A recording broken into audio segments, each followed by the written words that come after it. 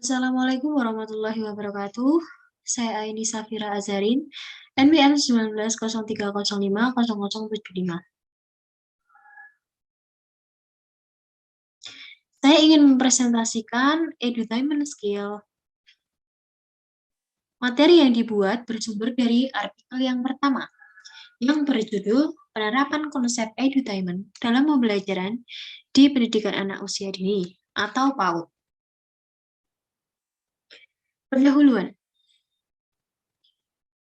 Pendekatan pembelajaran pada pendidikan anak usia dini, baik pada satuan pendidikan TK maupun di KB, TPA, dan SPS lebih berorientasi pada pendekatan pembelajaran melalui bermain, di mana dalam kegiatan belajar melalui bermain tersebut ditanamkan konsep-konsep pengetahuan, keterampilan, dan sikap yang menitikberatkan pada peletakan dasar ke arah pertumbuhan dan perkembangan fisik, koordinasi motorik halus dan kasar, kecerdasan, daya pikir, daya cipta, kecerdasan emosi, kecerdasan spiritual, sosio-emosional, sikap dan perilaku, serta agama, bahasa dan komunikasi, sesuai dengan keunikan dan tahap perkembangan yang dilalui oleh anak usia dini. Mensikapi konsep pemikiran tersebut, maka pembelajaran yang tepat dilaksanakan di lembaga PAUD, yaitu pembelajaran yang berbasis edutainment. Konsep pembelajaran edutainment merupakan pembelajaran yang menyenangkan, merangsang anak untuk bereksplorasi dan berimajinasi. Upaya yang dapat dilakukan untuk pemenuhan kebutuhan anak terkait dengan pertumbuhan dan perkembangan, yaitu melalui kegiatan bermain sambil belajar dan belajar seraya bermain. Konsep belajar tersebut merupakan pendekatan pembelajaran yang ditetapkan di PAUD. Pendidikan pembelajaran ini bertujuan untuk pemenuhan kebutuhan perkembangan anak untuk mencapai tujuan pembelajaran yang dimaksud. Pendidik PAUD harus selalu melakukan inovasi dan pembaharuan pembelajaran serta berkesinambungan sehingga pembelajaran kepada anak dan akan selalu menarik, terangsang untuk bereksplorasi untuk menemukan pengetahuan. Keberhasilan pendidikan anak usia dini menempatkan pendidikan PAUD memiliki peran strategis untuk menstimulasi sesuai dengan kebutuhan anak agar pertumbuhan dan perkembangan anak tercapai secara optimal. Oleh karena itu, pendidik pada pendidikan anak usia dini ini perlu ditingkatkan pengetahuan, keterampilan, dan sikap untuk mendukung profesionalisme sehingga diharapkan para pendidik mampu memfasilitasi dalam melaksanakan proses pembelajaran berdasarkan perkembangan anak dengan tepat sesuai dengan tahap-tahap perkembangannya. Kemudian pengertian dari edutainment secara terminologi. Edutainment as a form of entertainment that is designed to be conditional. Nah, pengertian tersebut juga dapat diartikan bahwa edutainment allows children to learn through play.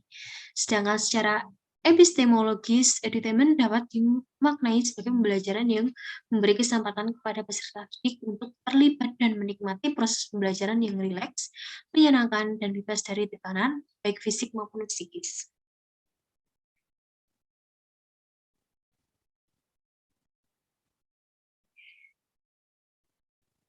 Merujuk pengertian edutainment tersebut, maka tujuan pendekatan edutainment dalam pembelajaran tidak lain adalah agar pembelajaran terasa menyenangkan.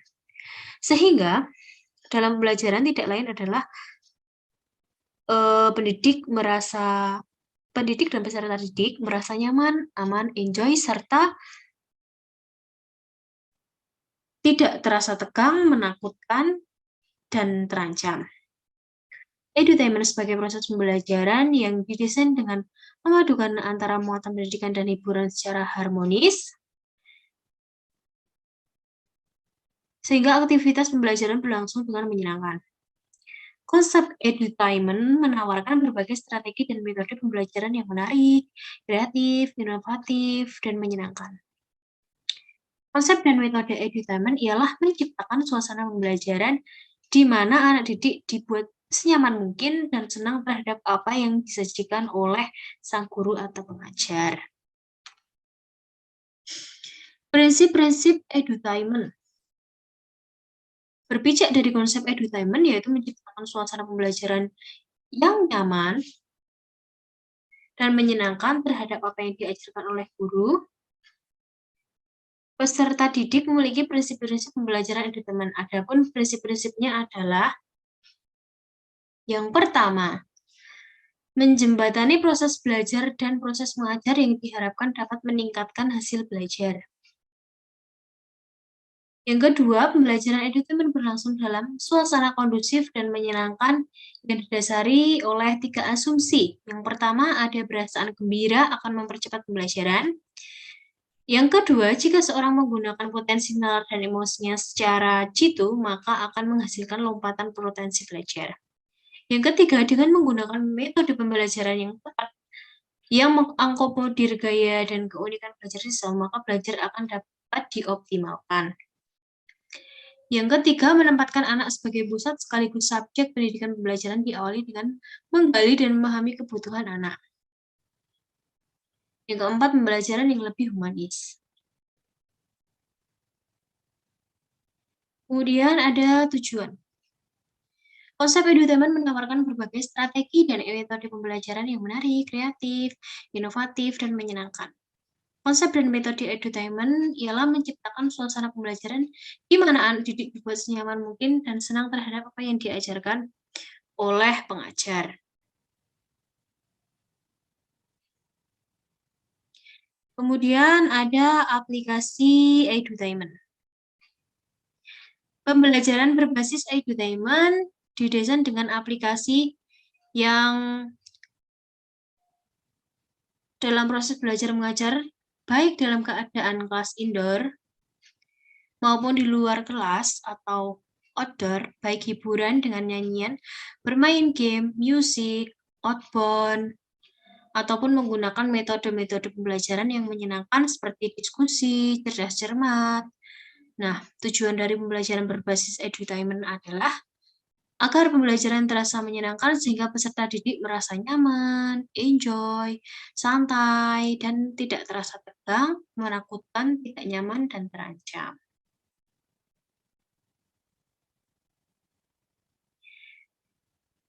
Kemudian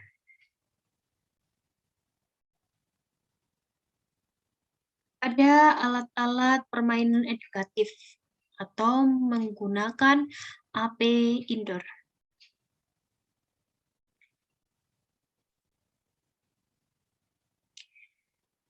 Yang pertama ada main sensori motor. Dan yang kedua ada dengan main peran atau main simbolik. Yang ketiga ada main pembangunan dan keempat juga sama dengan main pembangunan. Nah, alat permainan edukatif AP outdoor ini adalah alat permainan yang berada di luar ruangan yang dapat digunakan sebagai sarana untuk bermain yang mengandung nilai outdoor, nilai pendidikan, dan mengembangkan seluruh aspek perkembangan anak usia dini. AP outdoor ini dibagi menjadi dua, yaitu AP outdoor permanen dan AP outdoor movable keterangan. Untuk aktivitas bermain di luar ruangan, berikut ini adalah beberapa contoh yang dilakukan anak usia dini, yaitu seperti aspek yang dikembangkannya ada fisik motorik, tujuannya untuk meningkatkan perkembangan fisik motorik. Nah, contohnya apa?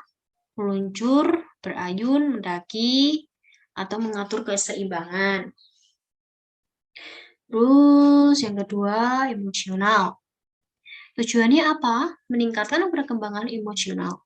Contohnya bermain rumah tangga, ekspresi diri, bermain sendiri, atau berani mengambil resiko, membuat musik, berpartisipasi dalam kelompok. Terus ada kognitif, tujuannya untuk meningkatkan kognitif. Contohnya mendengar, memecahkan masalah, mengamati, menyebutkan, mengidentifikasi. Kemudian ada sosial. Tujuannya itu meningkatkan perkembangan sosial. Contohnya ada bermain bekerja sama memecahkan masalah, mendengar, eksplorasi kelompok, dan komunikasi. Hal-hal yang perlu diperhatikan dalam aktivitas outdoor itu adalah pertama, aktivitas yang dipilih tergantung tujuan pembelajaran yang ingin dicapai melalui sarana bermain luar ruangan.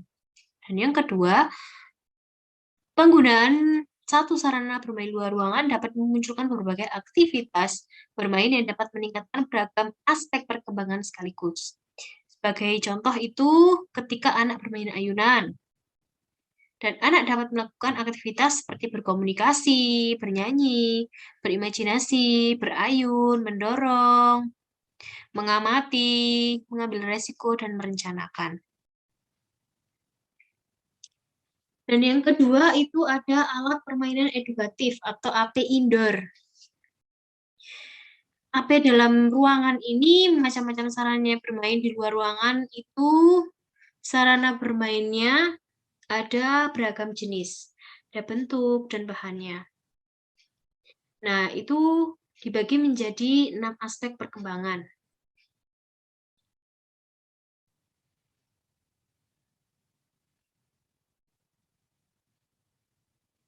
Nah, jenis kegiatannya itu seperti main sensori motor. Nah, tujuannya permainan yang memfungsikan kelima panca indera anak didik seperti pengecapan, pendengaran, penglihatan. Contohnya itu buku bergambar, krayon, spidol, kuas lukis, bola, terus manik-manik, dan lain-lain. Terus ada main peran atau main simbolik. Tujuannya itu permainan yang meningkatkan kemampuan anak didik untuk berimajinasi, berinteraksi sosial, dan mengekspresikan pengalamannya dari peran mikro dan makro. Contohnya AP dalam indoor ini. Nah, contohnya itu ada boneka jari tangan, balon tepung, perkakas masak-masakan, kendaraan dari bahan alam, wayang anak, balok masjid, miniatur tempat ibadah, dan lain-lain. Terus yang terakhir ada main pembangunan. Tujuannya ini permainan yang mendukung anak didik untuk mengembangkan dan mewujudkan gagasan atau ide yang ada dalam pikirannya menjadi hasil karya. Contohnya itu seperti apa? Seperti puzzle dengan cetakan, seperti puzzle gambar, balok natural, balok warna, balok aksesoris, menara, papan masak, balok susun, tanah liat, dan masih banyak lagi. Nah, kesimpulan dari materi ini, berdasarkan pembahasan diketahui bahwa bermain bagi anak usia dini merupakan aktivitas atau kegiatan yang memiliki makna penting bagi tumbuh kembang anak. Nah, oleh karena itu, bermain secara langsung memberikan pengaruh tubuh kembang anak itu menjadi pokok pembelajaran utama. Nah, seperti edutainment ini memiliki konsep utama untuk proses pembelajaran yang didesain dengan memadukan antara muatan pendidikan dan hiburan secara harmonis sehingga aktivitas pembelajaran berlangsung dengan menyenangkan dan tidak tegang. Dan alat bantu ini ada di area indoor maupun di outdoor. Dan alat bantunya bisa dipakai sebagai alat peraga dengan tujuan utama mengoptimalkan tumbuh kembang pada anak. Nah, sekian pembelajaran sedikit singkat dari saya. Jika saya ada salah kata, mohon maaf. Wassalamualaikum warahmatullahi wabarakatuh.